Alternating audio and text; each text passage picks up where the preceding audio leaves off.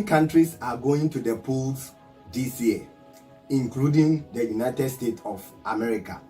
On the 7th of December 2020, Ghanaians are also going to the polls.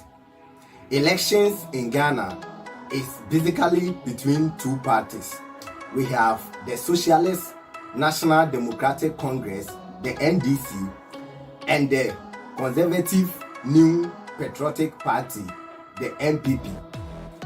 The NPP, led by His Excellency Nana Addo, Dankwa Addo, is the incumbent on the ticket of the New Patriotic Party, and former President John Dramani Mahama of the National Democratic Congress, the NDC, is looking forward to wrestle power from him.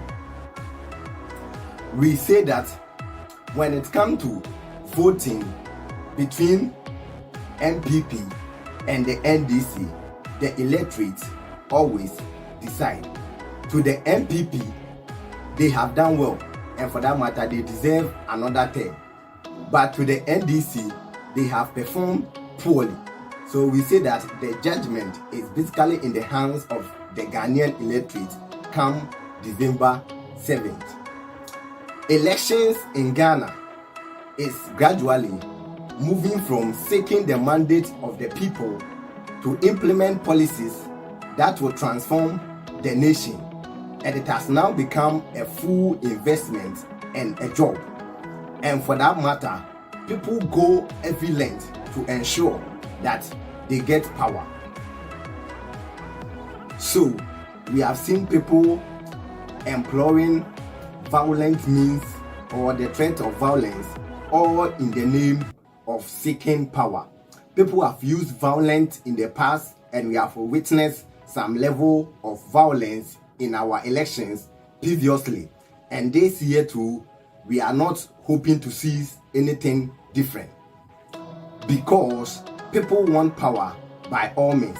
Even some political activists have even gone to the extent of holding the nation and even the electorate to ransom, threatening the entire citizens that if the voting or the election doesn't go their way, then they are going to unleash violence on the citizens.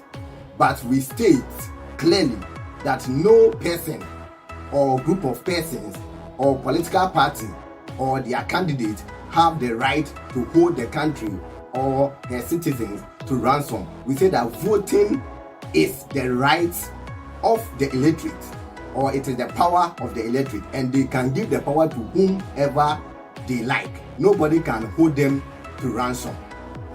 Secondly, we have also seen another developing trend, which is dangerous, not only for the country, but the political players themselves. This trend is the use of fake news, propaganda, defamation, unsubstantiated wild allegations to defame political parties and political opponents.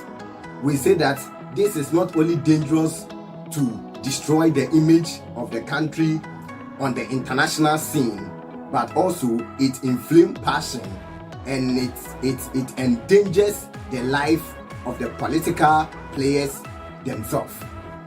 Again, we will also talk about the manifestos that have been released.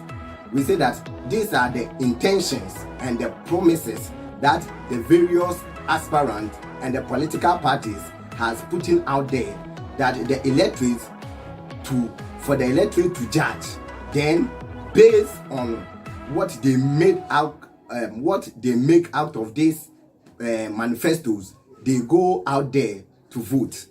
But one thing that we have to state is that manifestos themselves are just intentions and promises. It is not a